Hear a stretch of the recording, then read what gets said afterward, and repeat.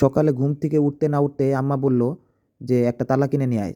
তাই আমি রেডি হয়ে আমার মোটরসাইকেলটা নিয়ে আমি বের হয়ে গেলাম একটা তালা কেনার উদ্দেশ্যে। কিছুক্ষণ না যেতে যেতে দেখলাম বাইরে ভীষণ রোদ আর তাপ। সামনে একটা বাজার পড়বে, বাজারের মধ্যে প্রচুর জ্যাম লেগে থাকে প্রতিদিনই, কিন্তু দেখা যাক আজকে কোনো জ্যাম নাই। তাই আমি তাড়াতাড়ি বেরিয়ে যাই, কারণ যে কোনো মুহূর্তে জ্যাম লেগে যেত। তো তাড়াতাড়ি করতে না করতেই চাচা আমার মোটরসাইকেলের সামনে এসে বলল, তো একটু হলে অ্যাক্সিডেন্ট হতো। কিন্তু আমাদের তো রোড গার্ডও অনেক খালি, কারণ খালি থাকার কারণই হলো কারণ প্রচুর রোদ।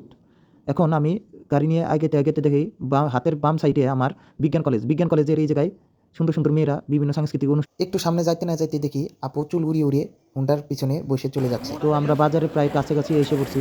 আসার পরে আমাদের হুন্ডাটা পার্কিং করলাম।